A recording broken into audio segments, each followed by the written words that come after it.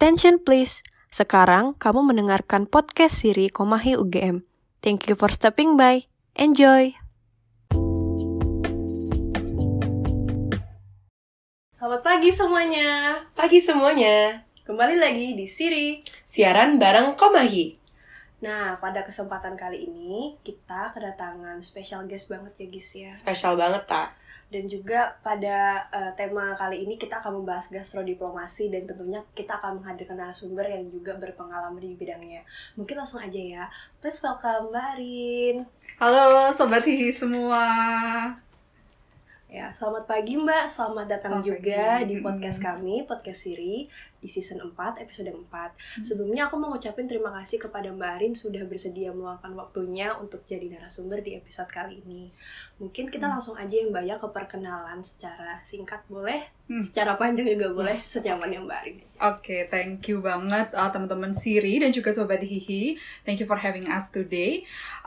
Aku Arin Danitiasari, saat ini menjadi dosen di Departemen Ilmu Hubungan Internasional Visipol UGM.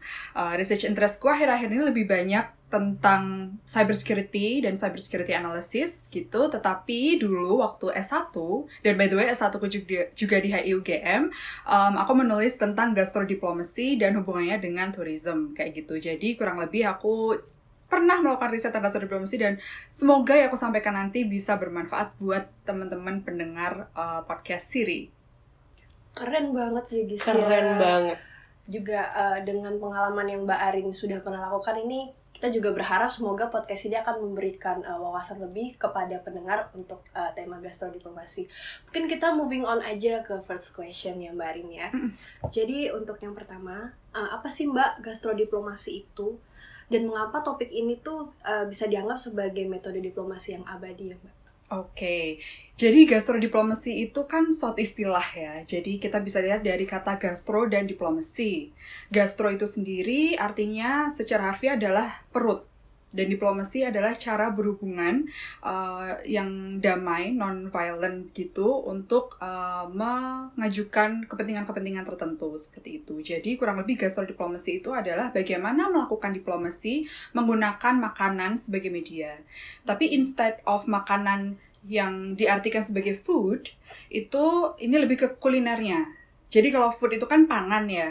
Nah, kalau makanan yang dimaksud di sini adalah kuliner. Jadi sesuatu yang memang sudah disajikan, yang sudah diolah secara baik gitu, jadi representatif begitu. Jadi lebih ke kuliner. Nah, lalu bagaimana sih negara-negara biasanya menggunakan gastrodiplomasi itu? Mungkin aku bisa cerita dikit bahwa gastrodiplomasi itu sebenarnya istilah baru. Dia tuh baru tahun 2012-an dicetuskan oleh Paul Rockower. Dia ahli diplomasi publik itu dari Amerika Serikat. Lalu Paul Rockower itu mendefinisikan gastrodiplomasi seperti yang sudah aku sampaikan tadi begitu. Nah, biasanya gastrodiplomasi ini digunakan oleh negara-negara middle power. Jadi middle power itu adalah negara-negara yang memiliki kekuatan cukup influential, cukup berpengaruh di politik dunia. Hanya saja dia tidak terlalu memiliki kekuatan yang besar, nggak seperti mungkin saat ini, nggak seperti Cina, nggak seperti Amerika Serikat, nggak seperti Rusia gitu ya. Nah, jadi mungkin negara middle power itu kurang lebih seperti Indonesia, Thailand, Korea Selatan, kayak gitu. Nah, bagaimana caranya gastrodiplomasi itu dilakukan? Itu awalnya dulu banget. Jadi sebelum ada terma khusus itu tadi, sebenarnya gastrodiplomasi sudah dipraktekkan sejak lama. Sejak awal, negara itu saling berhubungan satu sama lain gitu, melalui jamuan. Jadi biasanya kan kalau ketemuan antar duta negara gitu ya, itu biasanya dilakukan perjamuan. Jadi misalnya ada duta Singapura datang ke Indonesia gitu. Lalu dijamu dengan makanan khas Indonesia kayak gitu. Nah, kurang lebih makanan di situ berpengaruh untuk memberikan semacam menjadi katalisator gitu untuk diskusi tentang hubungan kedua negara kayak gitu. Tetapi seiring berkembangnya waktu, gastrodiplomasi jatuh ke ranah diplomasi publik. Karena sekarang ini kan publik juga berperan penting dalam berdiplomasi ya. Nggak hanya para diplomat, nggak hanya duta aja gitu ya. Tetapi juga orang-orang kayak kita, kayak aku akademisi, teman-teman juga sebagai mahasiswa itu juga bisa melakukan diplomasi, yakni diplomasi publik begitu kan. Jadi bagaimana teman-teman bisa berhubungan baik dengan misalnya mahasiswa-mahasiswa asing yang datang ke Indonesia, atau mungkin ketika teman-teman melakukan international exposure ke luar negeri, bagaimana teman-teman menjaga diri teman-teman, membawakan diri teman-teman sebagai seorang warga negara Indonesia begitu. Itu juga menjadi duta kayak gitu. Nah, makanya gastrodiplomasi sekarang juga masuk ke ranah diplomasi publik begitu. Dan diplomasi publik itu biasanya diimplementasikannya misalnya melalui pameran makanan kayak gitu. Atau mungkin Korea Selatan tuh kan melalui K-Wave-nya ya, Korean Hallyu-nya itu awalnya nih yang musik-musik dulu nih, terus habis itu masuk juga drama-drama seperti itu kan. Nah, habis itu mulai masuk kecantikan, industri kecantikan mereka masuk kan, kayak kosmetik-kosmetik Korea sudah banyak di Indonesia. Kemudian masuk juga makanan, kayak mungkin sekarang udah sangat umum ya teman-teman, kayak tahu tteokbokki, tahu jjajangmyeon dan lain sebagainya seperti itu. Nah, itu juga salah satu contoh gastrodiplomasi sebenarnya yang dilakukan oleh publik, karena kan yang membawa ke sini itu biasanya either seseorang yang dari Korea terus membuka restoran di sini gitu, atau memang ada franchise-nya jadi bisnis gitu. Nah, itu jatuhnya ke diplomasi publik. Kurang lebih gastrodiplomasi seperti itu, tapi tidak terbatas ke makanan per se ya. Jadi bisa jadi melalui novel atau film yang mengangkat tentang makanan atau kuliner suatu negara. Misalnya mungkin teman-teman tahu Eat, Pray, Love. Itu film jadul banget, tapi itu ceritanya ada seorang wanita yang jalan-jalan ke beberapa negara, terus menampilkan di sini makan apa, dan lain sebagainya. Itu juga salah satu bentuk gastrodiplomasi yang tidak langsung memang, tapi menggunakan makanan sebagai media juga untuk menarik orang mengetahui tentang suatu negara begitu. Jadi sebenarnya gastrodiplomasi itu lebih ke nation branding, kurang lebih seperti itu ya. Aduh, aku jadi panjang banget nih ngomongnya. Gak apa-apa, jadi para pendengar tuh bisa dapat transfer knowledge yang sangat baik sih Mbak dengan pemaparan dari Mbak Arin. Oke, hopefully ya.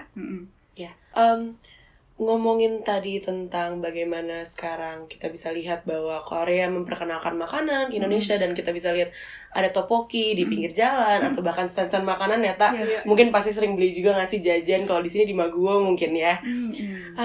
Ngomongin tentang itu juga aku lihat ada orang-orang yang mencoba untuk menggabungkan mungkin ya kuliner Indonesia dengan kuliner Korea per se, kayak tteokbokki. Aku pernah lihat ada yang mencoba bikin tteokbokki rasa rendang misalnya, gitu.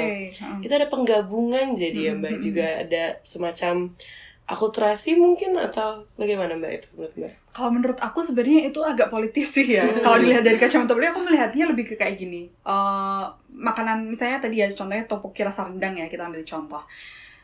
Sebenarnya itu tteokbokki makanan dari Korea Selatan ya.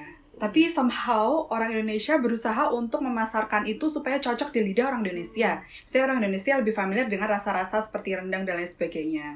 Nah, kalau aku melihat dari kacamata politik, itu malah ada pengaruh makanan dari luar negeri yang berusaha dijual di sini gitu. Sehingga aku merasa kayaknya sebenarnya itu nggak necessary dilakukan. Kalau melihat dari kacamata relasi kuasa makanan gitu ya antar negara gitu. Karena kesannya tuh kayak kita kalah gitu loh. Ngapain sih harus bela-belain jual tteokbokki kalau memang orang-orang di sini sukanya rendang gitu loh, ya kan. Cuman dari kacamata bisnis aku bisa memahami bahwa ya business as usual, berusaha untuk mendapatkan profit. Mereka berusaha menjual tteokbokki sebanyak-banyaknya karena memang itu jualannya mereka, produknya mereka begitu ya.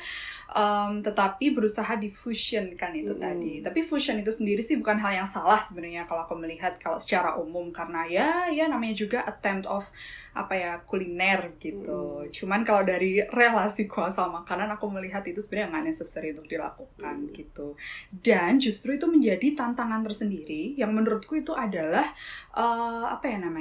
mungkin justru dampak negatif dari gastrodiplomasi itu some extent. Karena itu kan berarti nanti akan menimbulkan semacam mana sih makanan yang dianggap elit, yang dianggap enak gitu, dianggap keren kayak gitu. Itu memunculkan hal baru namanya gastrokolonialism gitu. Jadi ada kolonialisme makanan di mana ada pendapat dari sekelompok orang mengenai suatu makanan, bahwa makanan itu lebih tinggi, lebih elit, lebih keren gitu untuk dimakan gitu. Nah, itu ada dampak tersendiri juga sih sebenarnya gastrodiplomasi itu. Oh, I see Mbak, I see. Oke. ngomongin tentang tantangan dan gastrokolonialisme secara spesifik, mungkin bisa diperbedalami Mbak, gastrokolonialisme sebagai tantangan dalam menjalani gastrodiplomasi. Oke. Sebenarnya tantangan gastrokolonialisme itu semacam hanya dampak negatifnya ya, dan nggak berarti akan terus terjadi atau akan terjadi anyway gitu loh. Jadi itu semacam kayak potential problem kalau aku lihat ya. Kayak misalnya nanti karena ada gastrokolonialisme itu tadi, ada semacam dependent atau apa ya, ketergantungan gitu terhadap makanan dari luar negeri gitu loh. Kayak misalnya tteokbokki itu bahannya mungkin dari sausnya tuh dari gochujang kan. Gochujang tuh mungkin harus pakai cabai Korea atau harus pakai garlic dari bawang putih dari Korea kayak gitu. Nah, itu akan memunculkan dependent makanan yang justru bisa istilahnya mungkin justru bisa membuat ketergantungan pangan terhadap sumber pangan dari negara lain. Yang itu sebenarnya sebaiknya dihindari begitu, sebaiknya kayak gitu. Nah, mungkin kurang lebih gastrodiplomasi juga ada efek ke situ meskipun belum ada penelitian. Nah, ini bisa jadi celah nih mungkin buat teman-teman Siri, mahasiswa HI di luar sana yang pengen meneliti tentang gastrodiplomasi, ada celah penelitian nih yang teman-teman bisa lakukan untuk topik skripsi ke depannya. Bisa jadi ide ya buat topik skripsi kita mungkin. Betul, ya karena ya kita setiap hari hidup makan, jadi kamu motonya hidup untuk makan atau makan untuk hidup nih? Kayaknya kalau aku suka makan aja sih ya. Makan aja ya, tapi jangan lupa ya teman-teman untuk tetap makan ya, karena aktivitas sehari-hari juga pasti harus ditunjang dengan makanan. Dan mungkin yang makanan itu seperti yang udah Mbak Arin bilang ya, itu merupakan salah satu bisa dibilang sebagai alat untuk bisa memperkenalkan kebudayaan itu juga bisa ya Mbak ya, apalagi kalau ada pertemuan antara berbagai negara dan pasti ada perjamuan. Mungkin aku juga pengen menegaskan, jadi untuk bentuk gastrodiplomasi itu nggak hanya bener-bener makanan di depan mata ya Mbak, bisa melalui novel, film ataupun media-media yang lainnya seperti itu ya. Mungkin kita boleh lanjut ke pertanyaan selanjutnya nih. Aku mau nanya sih Mbak, mungkin Mbak Arin bisa boleh elaborat lebih lanjut gak sih kayak kalau menurut Mbak sendiri, kalau dampak negatif gastrodiplomasi itu ada nggak sih Mbak?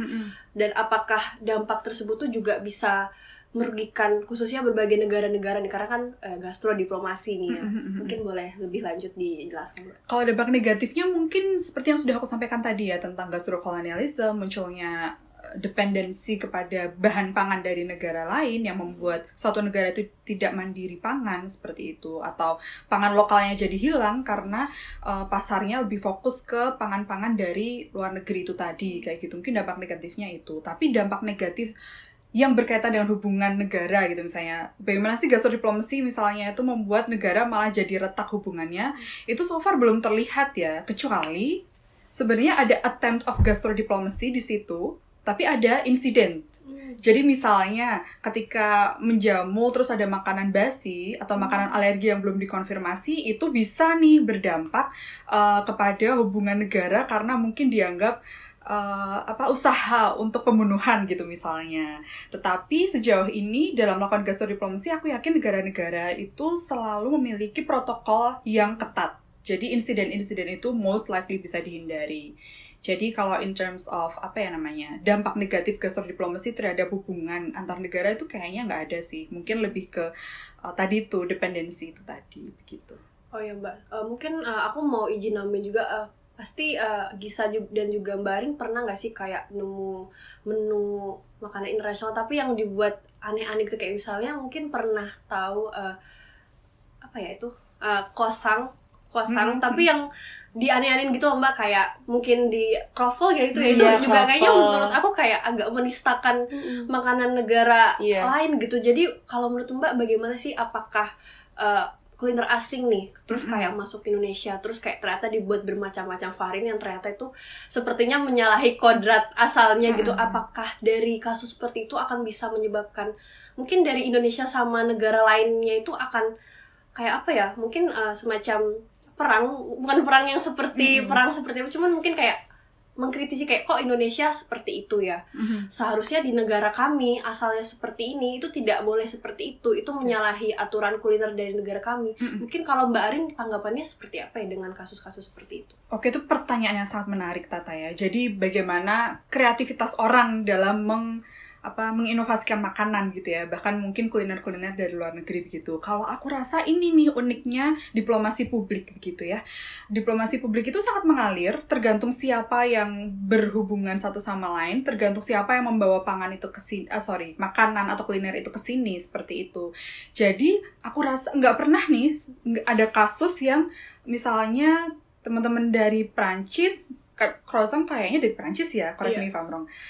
Dari Prancis tuh bilang kayak, croffle tuh nggak sahih, nggak boleh tuh dimakan, kayak gitu tuh salah gitu, nggak ada. Karena kayak gitu tuh ya, ada mutual understanding harusnya bahwa ketika makananku ini mendunia, ada kemungkinan ini dimiliki bersama, dimiliki dalam artian, semua orang bisa berinovasi dengan itu, menyesuaikan dengan lidah dan perut masing-masing, kayak gitu.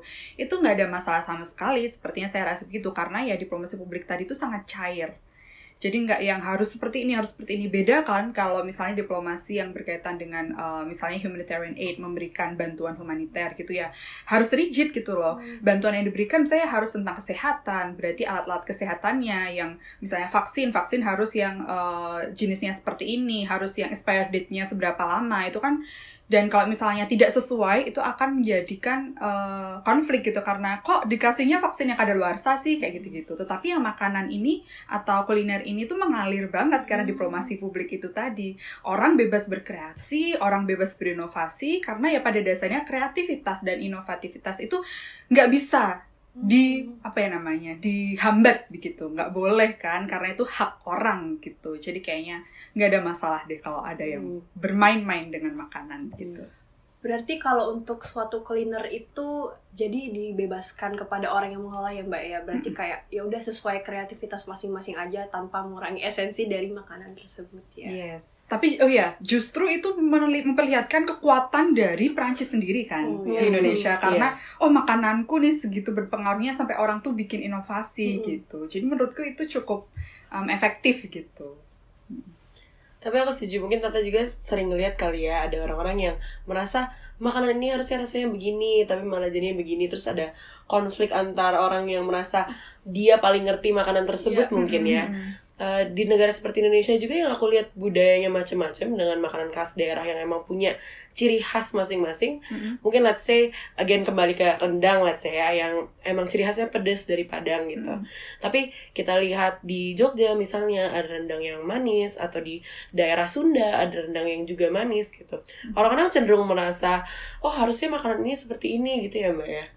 Jadi ada rasa rasa harus makanan itu sesuai dari daerah tersebut gitu ya Mbak. Yap. Sebenarnya ada juga yang seperti itu, model manusia, tapi nggak terus yang bikin masalah kan maksudnya. Paling cuma ada perbedaan, rendang tuh harusnya manis, rendang harusnya pedas gitu aja kan. Oke. Ngomongin lagi tentang asal-usul gastrodiplomasi nih Mbak. Siapa diplomat yang mungkin sering mempergunakan gastrodiplomasi Mbak dalam menyelesaikan konflik antar negara, atau mungkin mengembangkan hubungan antar negara-negara? Kalau boleh diperjelas. Oke, mungkin aku menggarisbawahi pertanyaan yang konflik itu tadi ya. Karena sebenarnya gastrodiplomasi itu adalah alat atau diplomasi yang menjadi pelengkap saja begitu. Jadi bukan yang utama. Sehingga untuk mengatakan gastrodiplomasi itu bisa nggak sih menyelesaikan masalah, itu sebenarnya tidak. Misalkan konflik misalnya tidak, karena konflik itu sendiri kompleks, tidak bisa hanya diselesaikan dengan memberikan makanan satu sama lain gitu, nggak bisa gitu. Jadi kayaknya sih kalau mempertanyakan tentang apakah gastrodiplomasi ini efektif untuk menyelesaikan konflik, itu nggak bisa, karena gastrodiplomasi itu hanya pelengkap gitu. Jadi mungkin sifatnya hanya untuk merawat saja, merawat hubungan gitu. Kurang lebih seperti itu. Dan kalau pertanyaan tentang siapa yang paling sering menggunakan, aku rasa sebenarnya setiap negara pasti menggunakan itu untuk promosi gitu, untuk membangun atau untuk membangun persepsi tentang negara mereka. Kayak misalnya G20 yang presidensinya Indonesia itu kan datangnya ke sini ya, duta-duta atau pejabat-pejabat dari luar negeri gitu kan datangnya ke Indonesia tuh. Pasti suguhannya juga makanan-makanan dari Indonesia kayak gitu. Dan ketika G20 misalnya ke India besok, pasti makanannya juga makanan India. Jadi aku rasa in terms of siapa yang paling sering gitu tuh nggak bisa dikatakan, karena pada umumnya makanan itu kan selalu ada ketika itu tadi pertemuan-pertemuan itu tadi sebagai bagian dari jamuan gitu. Cuman kalau di Indonesia sendiri, aku rasa Ibu Menlu Bu Retno itu cukup aktif. Jadi menggunakannya dengan promosi makanan, at the same time promosi pariwisata di pameran-pameran seperti itu. Jadi pameran yang diadakan di luar negeri itu, di KBRI di luar negeri, itu biasanya ada pameran makanan dan pariwisata dalam satu waktu yang terus orang-orang dari luar negeri sana, orang lokal sana bisa datang kayak gitu. Jadi emang gastrodiplomasi digunakan oleh banyak negara ya Mbak, sebagai complementary tool of diplomacy ya, seperti Mbak bilang tadi. Yep. I see.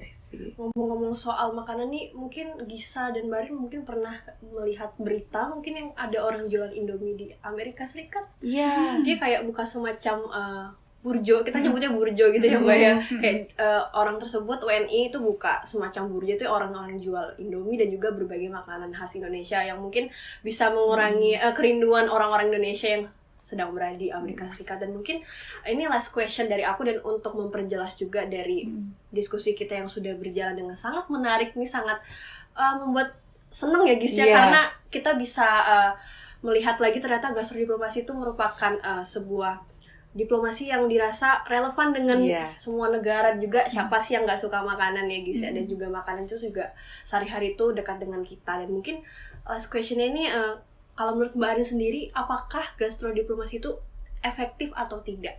Mungkin bisa diperjelas seperti itu. Wah, jujur ini pertanyaan yang sangat sulit ya Sobat Hihi ya, karena efektivitas itu tergantung dari goals-nya kalau aku rasa. Itu relatif. Jadi tergantung goalnya apa. Nah, kalau gastrodiplomasi itu biasanya goalnya adalah pembentukan persepsi atau nation branding gitu.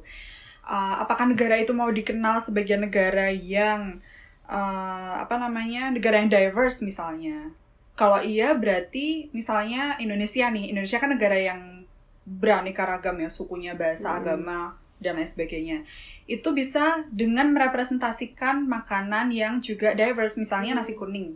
Nasi kuning kan ada nasinya, ada misalnya kering tempenya, ada kacangnya, itu kan ada banyak, tapi ketika dimakan bersama-sama tuh enak gitu loh. Nah, itu makanan-makanan yang bisa merepresentasikan diversity kayak gitu. Jadi tergantung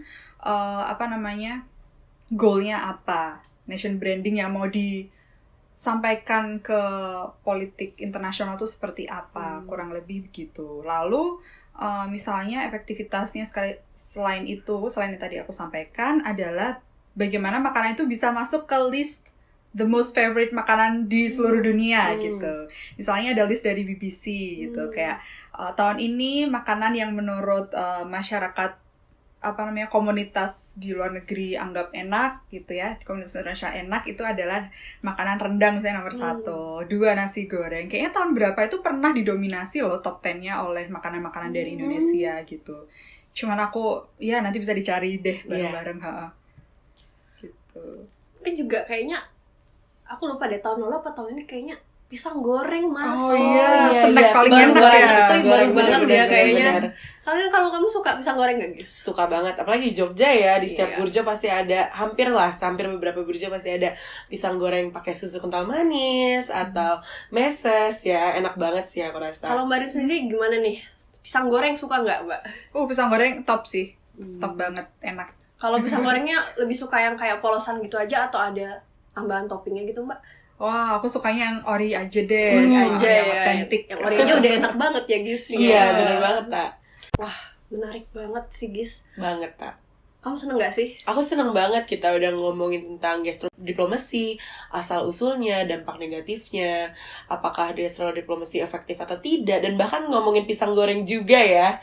Jadi emang kita udah membicarakan sangat banyak hal hari ini gitu. Jadi lapar nggak sih ngomongin pisang goreng, nasi goreng dan juga rendang tadi. Beda, kamu udah sarapan belum sih? Udah, kan tadi sama kamu aku sarapannya. Sarapan festival gratis ya teman-teman. Kalau Mbak Arin sendiri tadi pagi sarapan apa nih Mbak? Alhamdulillah udah sarapan. Alhamdulillah. Menunya apa nih Mbak kalau boleh tahu? Oh, kebetulan aku tergastrodiplomasikan oleh Turki nih, makan kebab. Waduh. Nikmat banget nih kayaknya ya. Masya Allah. Masya Allah. Oke teman-teman, sekian juga dari podcast kita episode kali ini. Aku sama Gisa senang banget bisa menghadirkan Mbak Arin sebagai narasumber ini, karena menurut aku gastrodiplomasi itu topik yang menarik banget, dan mungkin pendengar podcast kami juga mungkin merasa seperti itu. Dan semoga aku dan Gisa berharap semoga transfer knowledge yang sudah Mbak Arin lakukan tuh akan sampai kepada kalian dan kalian juga senang mendengarnya. Oke, mungkin aku sekali lagi mau bilang terima kasih juga untuk Mbak Arin yang sudah menyediakan waktunya untuk hadir di sesi podcast kami kali ini. Dan juga semoga Mbak Arin kedepannya juga semakin semangat ya Mbak untuk mengajar ya. Thank you banget. Aku tahu banget Mbak Arin baru memulai karir sebagai dosen, dan aku berharap kedepannya Mbak Arin akan semakin banyak melakukan penelitian yang tentunya akan sangat bermanfaat bagi mahasiswa HI. Amin, insya Allah. Oke, terima kasih teman-teman sudah mendengarkan podcast kami. Aku dan Gisa pamit. Dadah.